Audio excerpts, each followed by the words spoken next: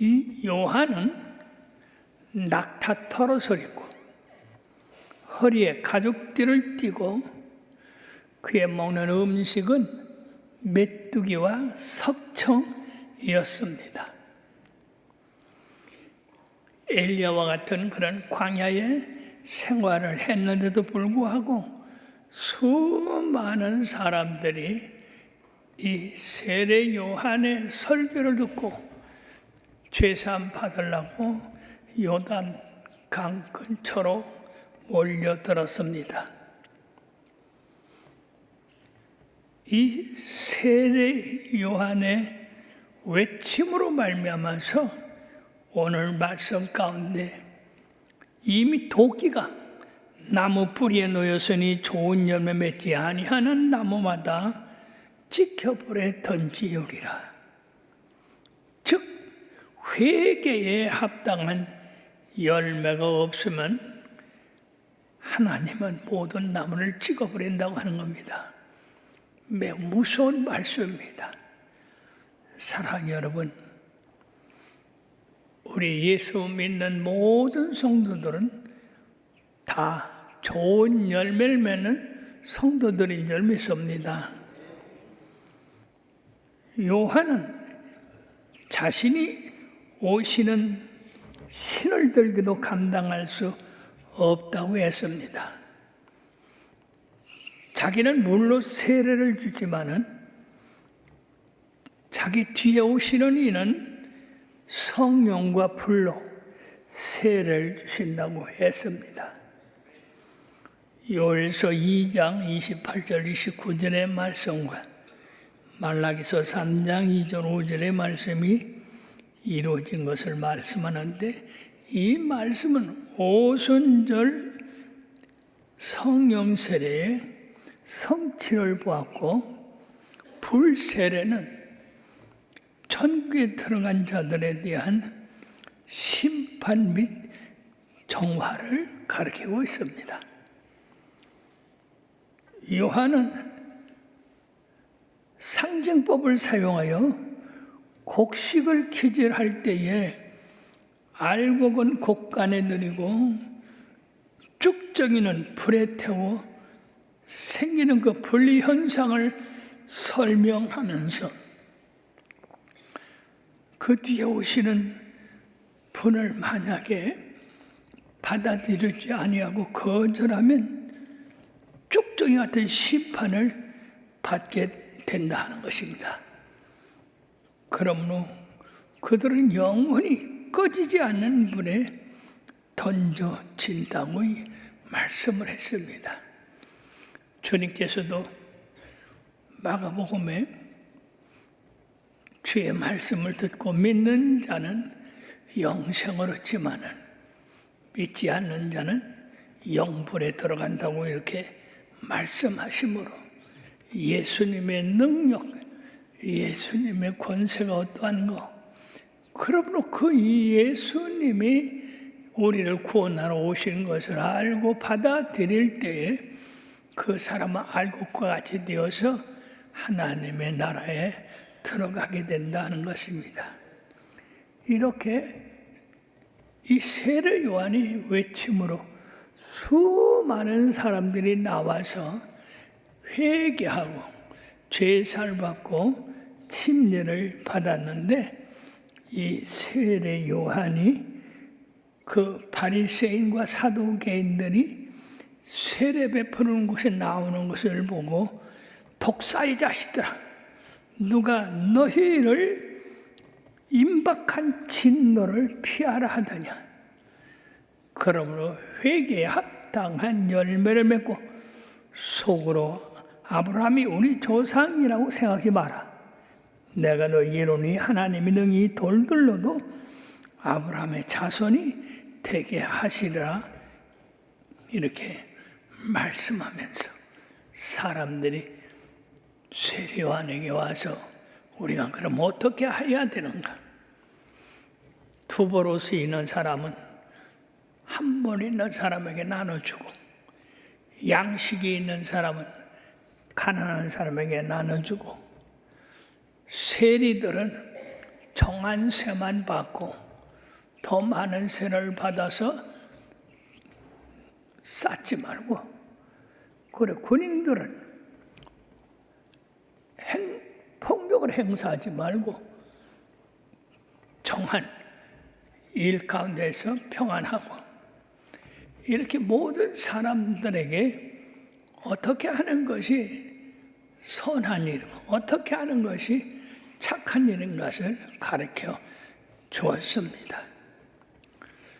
뿐만 아니라 그 예수님께서 오셔서 자기의 타작 마당을 정하게 하여 주심으로 알곡은 창고에, 쭉정이는 영원히 꺼지지 않는 불에 던진다고 했는데, 지금 사람들이 예수님께서 세상에 오셔서 은혜를 베풀 때에 그 은혜를 받아들이는 사람은 알곡이 되어서 하나님 나라에 들어가지만은, 만약에 그분의 말을 거절하고 거역하고 듣지 않을 때는 그거는 쭉정이와 같은 사람들이요 꺼지지 않는 영원한 불에 들어간다고 말씀을 했습니다.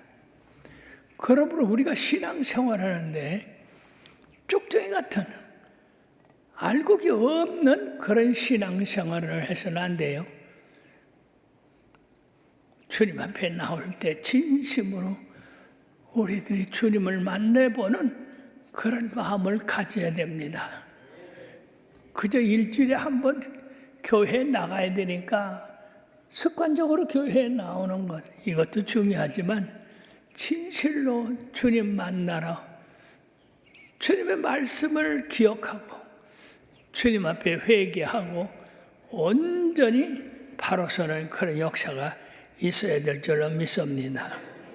자, 이렇게 세례 요한이 갈릴리 요단강 근처에서 세례를 베푸니까 갈릴리 지역은 물론이와 예루살렘 지역, 데가볼리 지역, 그 다음에 수많은 사람들이 전국에서 이 소식을 듣고 침례받고 제삼을 받아 거룩한 삶을 살기 위해서 몰려들었습니다.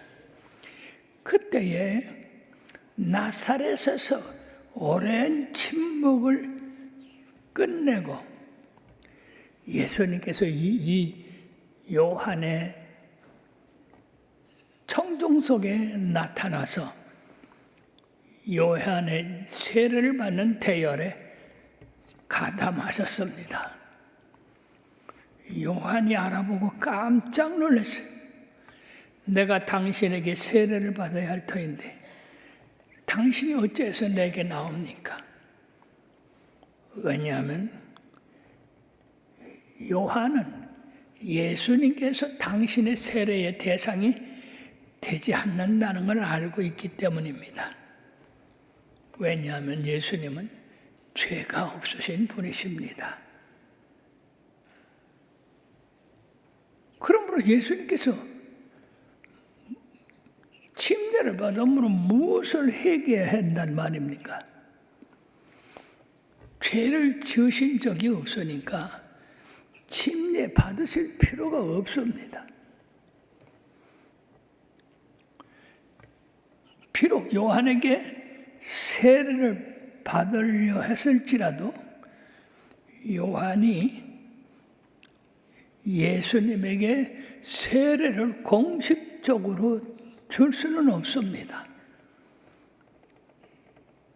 예수님께서 마치 모세나 에스라, 다니엘 같이 전에 그들의 백성들의 죄를 고백했을 것으로 생각하는데 그러나 그렇지 않습니다. 이 세례 요한이 예수님께 그랬습니다. 어찌하여 당신이 내게로 나오나이까? 당신에게 침례를 베풀 수가 없습니다. 그랬을 때 예수님께서 뭐라고 말씀하셨냐?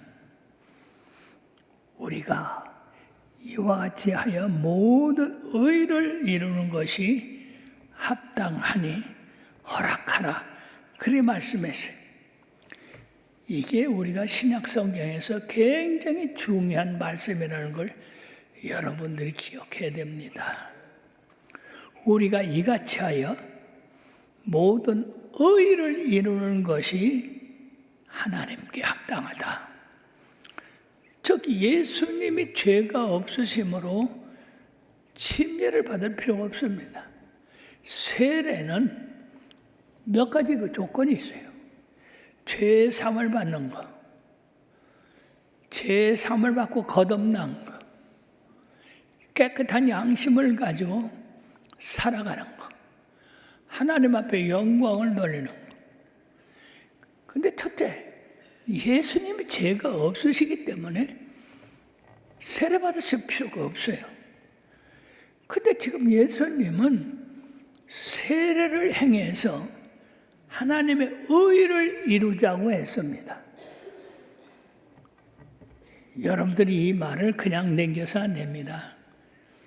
이 말씀은 예수님의 생애, 그 모든 사역의 기본이 되는 말씀이기 때문에 그렇습니다.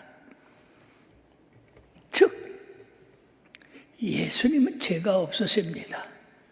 그런데 죄가 있는 것처럼 세례를 받으셨어요.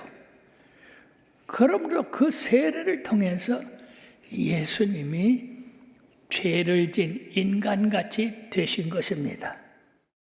예수님이 세상 죄를 짊어질 수 있는 방법은 그분이 하나님의 아들로가 아니라 하나님의 아들로서 인간이 되셨기 때문에 가능한 것입니다. 참으로 놀라운 일입니다. 그처럼 예수님께서 죄인들과 동일한 그런 사람이 되기 위해서 요한에게 세례를 받으신 것이라는 것입니다. 그것이 하나님의 뜻이었습니다.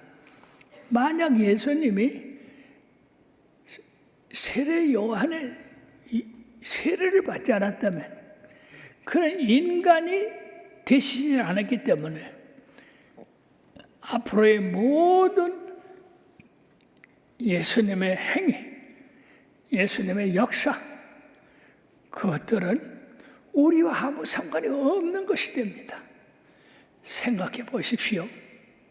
신성이라는 것은 거룩한 하나님의 영을 얘기하고 있는데 거룩한 하나님의 영이 우리 죄를 씻을 수가 있습니까?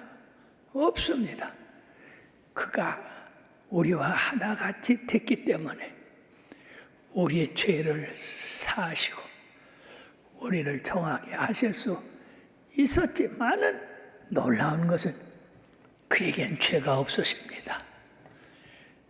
이것이 바로 우리 예수님을 통해서 세례를 받으심으로 인성을 받으심으로써 우리 인간의 죄를 사하시고 인간의 눈물을 씻겨주실 수 있는 그런 하나님이 되셨다는 겁니다. 참 놀라운 일입니다. 그 후에 어떤 일이 있습니까? 하늘이 열리고 하나님의 성령의 음성이 그에게 들렸습니다. 이는 내 사랑하는 아들이요 내 기뻐하는 자라. 예수님께서 이렇게 인성을 입으시고 세례를 받으시고 올라오실 때 하나님께서 기쁘셔서 이는 내 사랑하는 자요 내 기뻐하는 자라. 이 말씀은 변화산상에서도 똑같이 있었던 말씀인데 이 말씀은 바로 하나님께서 하나님의 아들로 인치신 그 인침이십니다. 그러므로 예수님께서 이 세례 받으시고 올라오실 때 성부 하나님, 성자 하나님, 성령 하나님 이 삼위일체 되신 하나님께서 말씀을 하셨어요. 첫째, 성부 하나님께서 이는 내 사랑하는 아들이다 라고 말씀하셔서 인을 치셨고, 성자 하나님께서는 세례를 받으셨고, 그래서 이제 인간의 몸을 가지고 하나님의 일을 행하게 되셨고, 성령 하나님은 바로 비둘기같이 그 위에 강림하셔서 예수님으로 말미암아 성령의 사람, 거룩한 하나님의 사람인 것을 확증하셨습니다.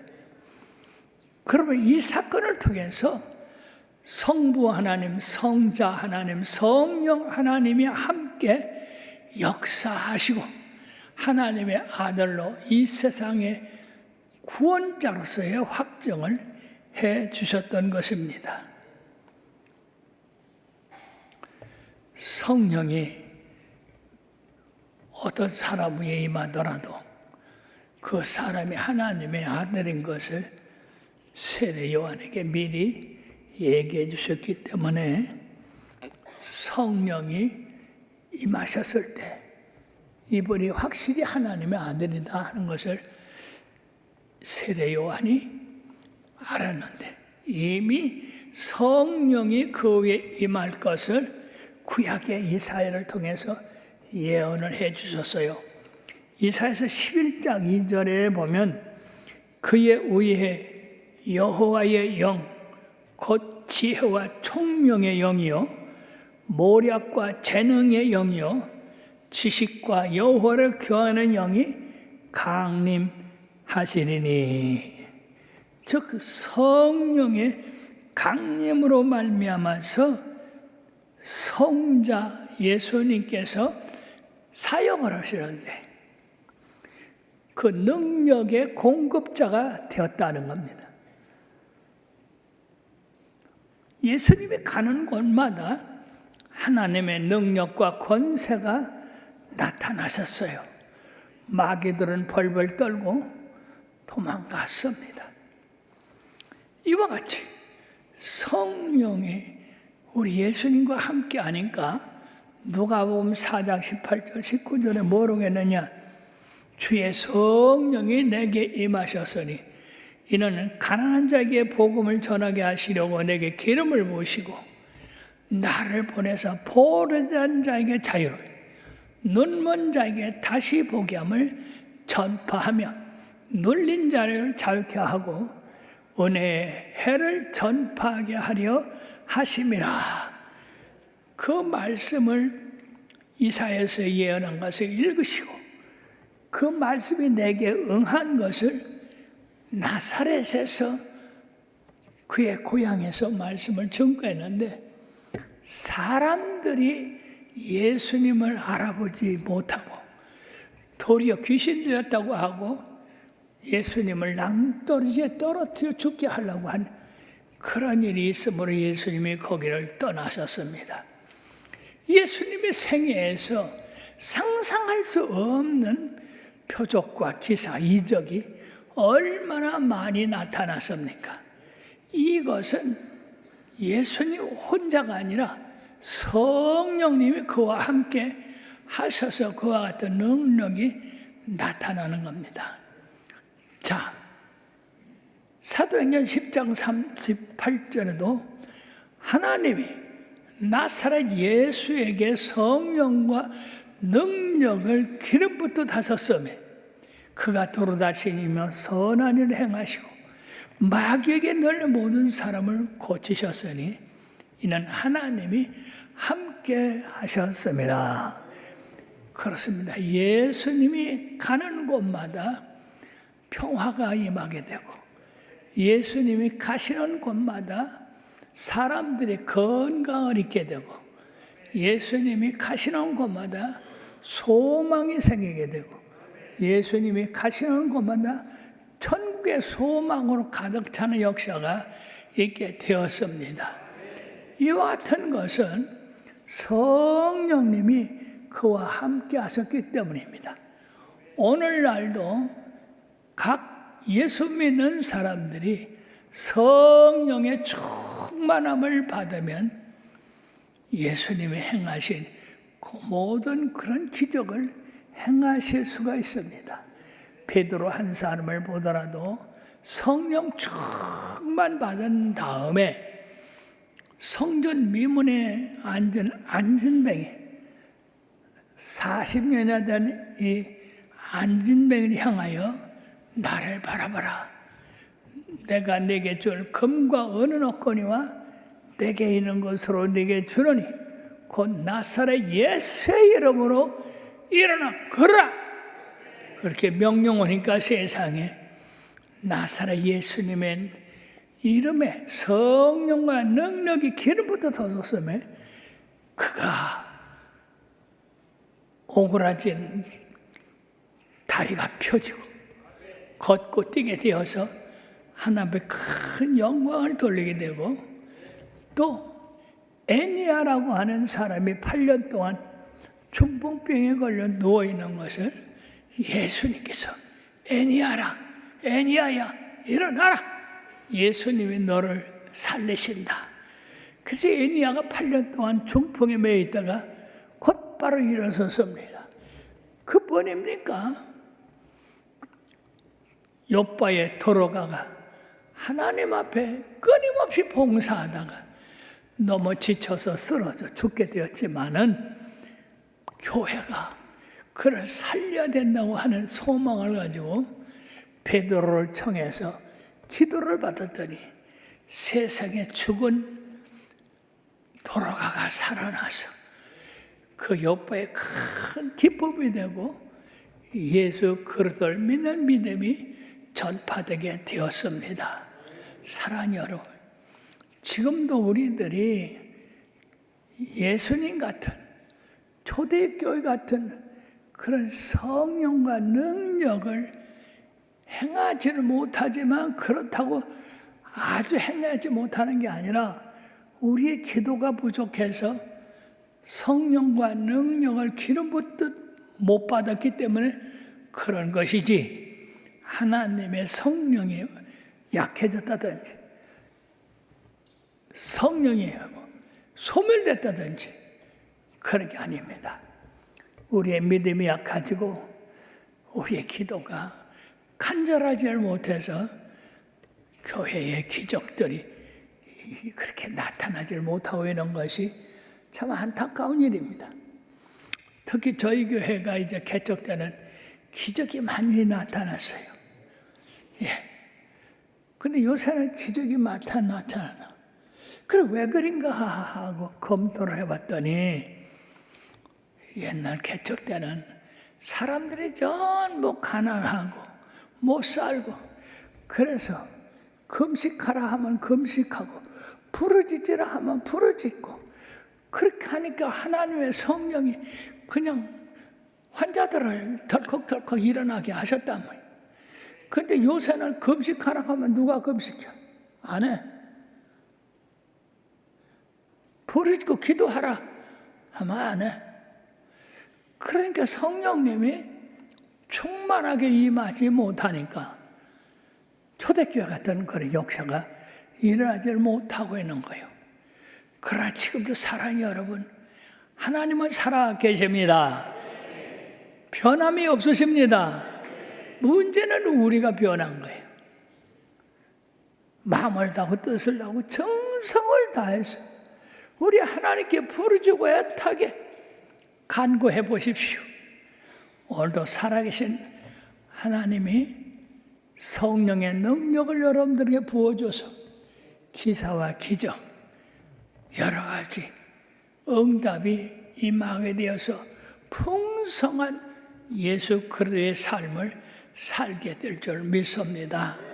사랑하는 여러분, 예수님이 우리를 위하여 낮고 천하게 인간의 몸을 입으셨습니다.